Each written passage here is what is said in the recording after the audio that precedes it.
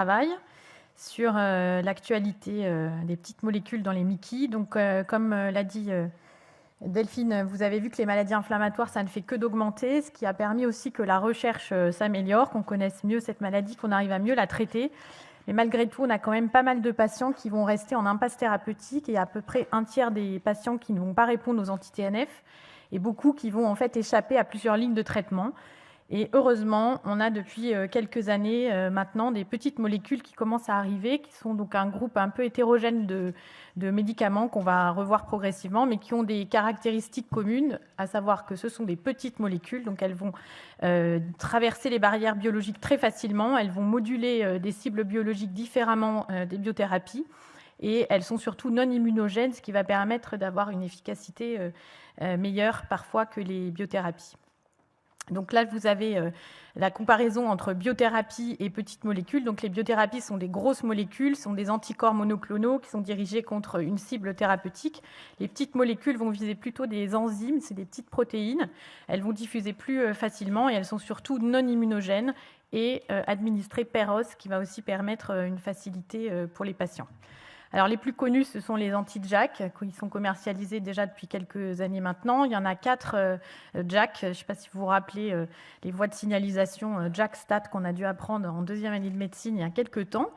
Donc, vous avez les JAK 1, 2, 3 et les tyrosine kinase 2. Et en fait, lorsqu'on va lier au récepteur, un récepteur va lier une cytokine et à ce moment-là, il va y avoir une activation de cette voie JAK-STAT qui va conduire à la transcription de différents gènes, notamment de gènes de l'inflammation. Donc, on va pouvoir inhiber cette voie JAK-STAT et donc, par là même, on va bloquer plusieurs cytokines différentes et c'est ça tout l'intérêt de ces petites molécules, c'est qu'en bloquant, par exemple, JAK1, vous voyez qu'il est commun à plusieurs récepteurs, vous allez pouvoir en fait bloquer pas qu'une seule cytokine, contrairement aux biothérapies qui vont cibler une seule cytokine inflammatoire. Donc voilà, je vous remets en plus gros les anti-JAK dont on dispose, donc l'upadacitinib, le filgotinib, le tofacitinib, dont on va rediscuter, qui sont actuellement commercialisés les 3 dans les maladies inflammatoires. Donc le premier qu'on a eu, c'est le tofacitinib, qui est un anti-JAK non sélectif. Lui, il va bloquer tous les molécules JAK, 1, 2 et 3. Et donc, il va bloquer par là même de très nombreuses cytokines, à tel point qu'il y en a certains médecins qui les considèrent un peu comme les nouveaux corticoïdes, puisqu'ils ont une action anti-inflammatoire large. Donc, ils vont entraîner aussi une immunosuppression profonde. La posologie va être indépendante du poids, c'est une dose fixe de 10 mg 2 fois par jour pendant 8 semaines, et puis ensuite on peut décroître à 5 mg 2 fois par jour si le patient a bien répondu en fonction de la réponse clinique. Cette molécule, elle a d'abord été commercialisée en rhumatologie et maintenant elle a l'AMM dans la rectocolite hémorragique de l'adulte. Donc, c'est l'essai de phase 3 qui a conduit à l'AMM du produit. Donc, c'était un essai chez l'adulte, randomisé contrôlé, tofacitinib contre placebo, avec un essai d'induction puis un essai de maintenance que vous avez en dessous. Et donc, au total, il y avait plus de 1000 patients dans l'essai d'induction et 500 dans l'essai de maintenance. Et donc, on avait une efficacité, vous le voyez, du tofacitinib, 5 mg et 10 mg qui étaient autour de 40% dans la rémission clinique à 1 an. Donc des résultats qui étaient intéressants. Et surtout, ce qui est intéressant dans ces études et dans toutes celles que je vais vous montrer, c'est que c'était très souvent des patients qui étaient en échec d'autres traitements et notamment de lignes de biothérapie. Et donc, ça redonne quand même un peu d'espoir sur les thérapeutiques. Alors, il y a quelques études pédiatriques, même s'il n'y en a pas encore beaucoup, puisque les études Princeps sont en train d'être ouvertes et donc il y a beaucoup de centres qui sont inclus, mais pour l'instant, on n'a pas de résultats. On a des petites études, évidemment rétrospectives, sur des toutes petites cohortes. Donc là, vous avez une étude sur 21 patients pédiatriques, essentiellement des RCH, mais il y avait quelques Crohn. Vous voyez l'efficacité sur la réponse clinique à la semaine 52, qui est autour de 41%, ce qui est pas mal, sans corticoïdes. Donc, vous voyez 41,2 sans corticoïdes, une bonne tolérance, assez peu d'effets indésirables. Et surtout, ce qui est très intéressant, c'est ce petit tableau-là. Vous voyez que la majorité des patients avaient déjà reçu plusieurs lignes de traitement et étaient en échec, vous voyez pour certains, de 3 voire 4 lignes de traitement avec une efficacité qui reste pas si mal au vu des antécédents.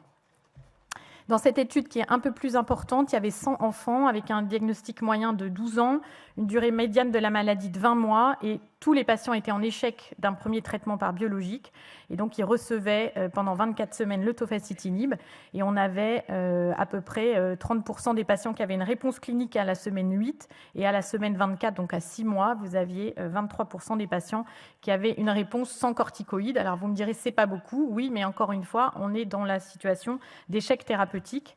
Et finalement, c'était des patients en fait très graves puisque vous voyez qu'il y en a beaucoup qui ont été colectomisés au cours du suivi. Donc c'était vraiment des patients en échappement de tout traitement avec probablement des tableaux de colite aiguë grave. Alors, deuxième anti-JAK, c'est le filgotinib, qui est un inhibiteur, lui, sélectif de JAK1, donc qui bloque qu'une seule voie. C'est le Jyseleca, qui est commercialisé dans la polyarthrite rhumatoïde et puis maintenant dans la RCH, en administration lui aussi orale avec une seule dose qui est 200 mg en traitement d'attaque et en traitement d'entretien. Lui, malheureusement, on n'a pour l'instant aucune donnée pédiatrique et je ne sais pas si on en aura.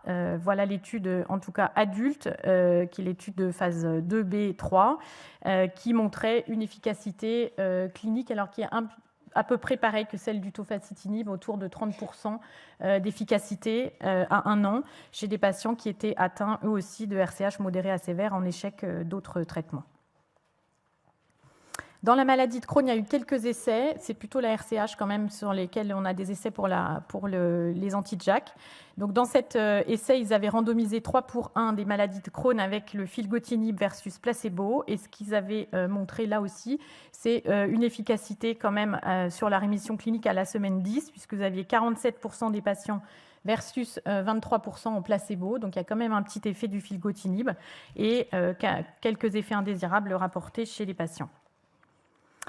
Enfin, le dernier sorti, c'est l'upadacitinib, qui lui aussi est un inhibiteur sélectif de JAK1. C'est le Rinvoq qui est commercialisé lui aussi d'abord en rhumato, puis maintenant dans la RCH et dans la maladie de Crohn. C'est le seul anti-JAK qui est commercialisé dans les 2 indications chez l'adulte. Il s'administre lui aussi par voie orale avec une dose d'induction pendant 8 semaines de 45 mg, puis ensuite on décroît à 30 mg en fonction du risque du patient, notamment infectieux et thromboembolique.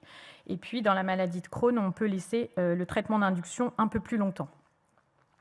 Donc, dans cette étude randomisée contrôlée contre Dubavug, il y avait 680 patients qui ont eu le traitement d'induction puis le traitement de maintenance avec l'upadacitinib. Et vous voyez une rémission clinique à la semaine 52, autour de 40% quand on avait 15 mg et 53% sous 30 mg, donc un peu mieux que les autres anti-JAK, et un effet du placebo qui était peu important. Les études pédiatriques, là aussi, sont ouvertes, mais il y a quelques petites études. Donc là, il y a 20 patients, 9 Crohn et 10 RCH. Il y en avait une colite indéterminée. Avec, à la semaine 12, vous voyez que presque 80% des patients qui avaient normalisé leur CRP et qui répondaient sans corticoïdes, donc une efficacité qui a l'air bonne, et assez peu d'effets indésirables, même s'il y avait quelques effets, on va en reparler juste après, des effets indésirables. Dans celle-ci, il y avait un peu plus de patients, donc 100 patients pédiatriques, 90 RCH et 10 colites indéterminées, donc plutôt sur le versant colite. Âge moyen de 15 ans, traité, vous voyez, pour la majorité déjà antérieurement par un biologique, voire plus que 2 biologiques, donc des patients sévères en échec de traitement. Et vous voyez 84% de réponse clinique à la semaine 8 et 56% de rémission sans corticoïdes, donc une efficacité qui a l'air plutôt bonne et qui a l'air de se maintenir aussi dans le temps. Alors, les effets indésirables avaient été observés dans cette étude de 100 patients chez 37 patients. Les plus fréquents, c'était la dyslipidémie et puis l'acné, qu'on voit effectivement beaucoup chez les patients avec des anti-JAK. Et puis, évidemment, les infections et notamment les virus herpétiques qui sont une des complications des anti-JAK. Dans cette plus petite étude, il y avait là aussi une très bonne réponse clinique, avec 90% de réponse à la semaine 8 et la semaine 12. Et vous voyez aussi une rémission sans corticoïdes qui est bonne. Donc vraiment, on a l'impression d'avoir une efficacité importante de l'upadacitinib. Alors, autre molécule, on change complètement de voie. On n'est plus sur les JAK, on est sur les récepteurs S1P. Donc là, on va aller moduler le récepteur de la sphingosine 1-phosphate, qui est en fait un récepteur qui est lié aux lymphocytes et qui donc va être ensuite permettre l'internalisation et les mouvements des lymphocytes et leur sortie des ganglions lymphatiques. Donc là, on va en fait bloquer le mouvement des lymphocytes pour empêcher, on l'espère, l'inflammation. Donc les deux molécules, c'est l'ozanimod et l'étrasimod, vous avez peut-être déjà entendu parler, qui ont l'AMM pour la RCH chez l'adulte modéré à sévère. Il y a d'autres modulateurs de S1P, mais qui ne sont pas étudiés dans les maladies inflammatoires. Donc l'ozanimod, il s'administre avec une dose croissante jusqu'à atteindre la dose de 0,92 mg une fois par jour. Les études pédiatriques, là aussi, sont ouvertes et sont en cours d'inclusion.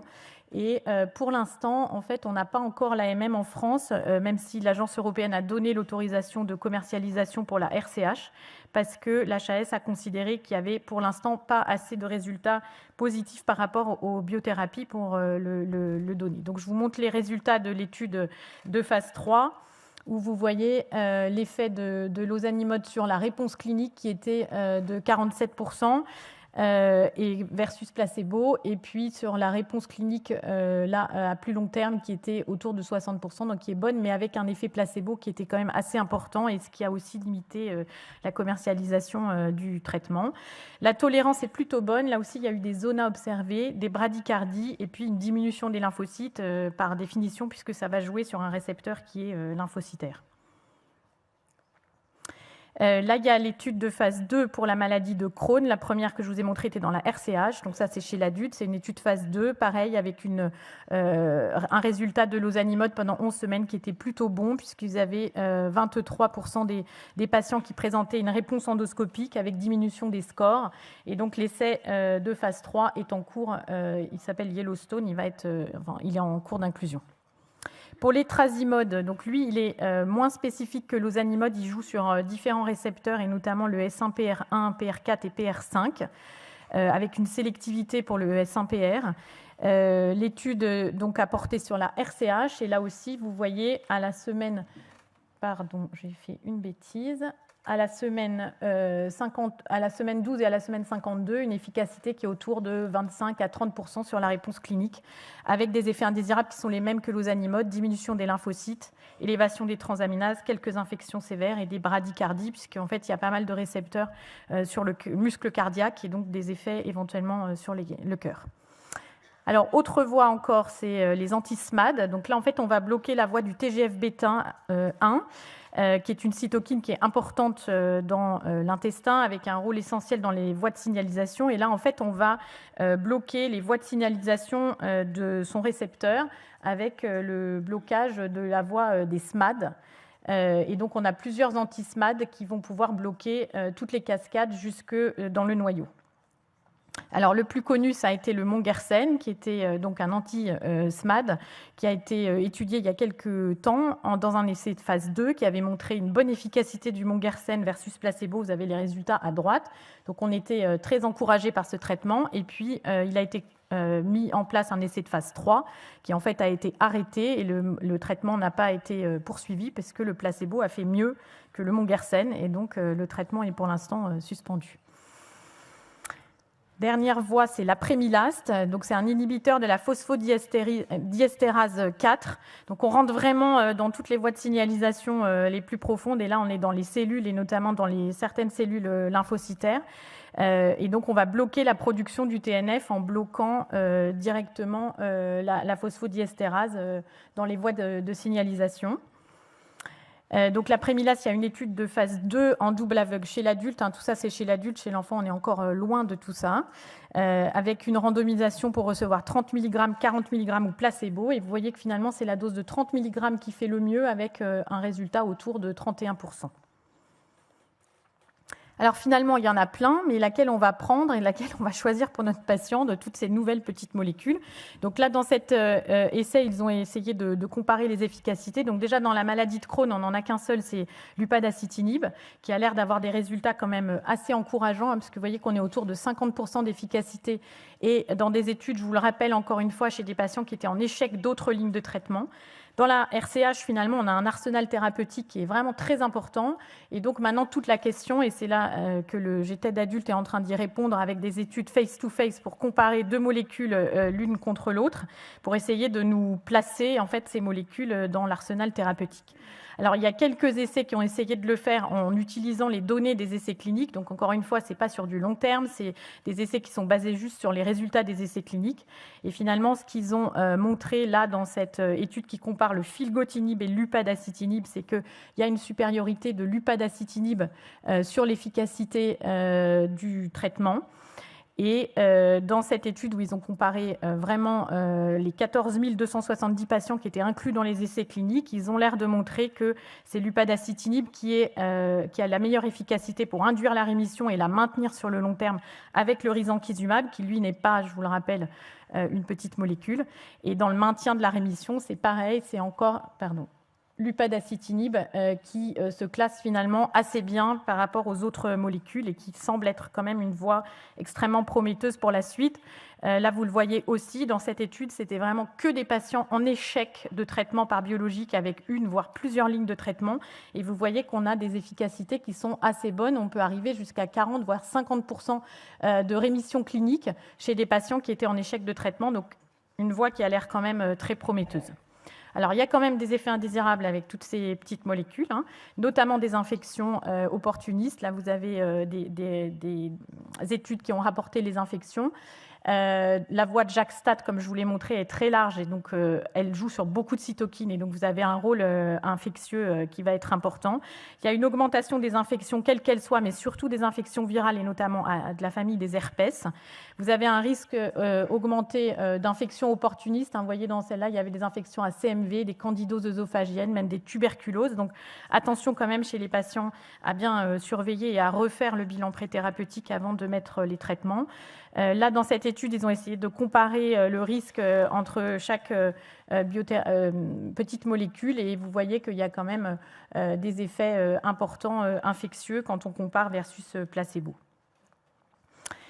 Donc les infections, ça c'est sûr, il y a une augmentation des cas de zona et on a l'impression que certains anti-JAK sont plus à risque d'infection que d'autres. Vous voyez là pour l'upadacitinib, un risque relatif de 1,57 pour les infections, 2,6 pour le zona, alors que c'était peut-être un tout petit peu moins pour les deux autres.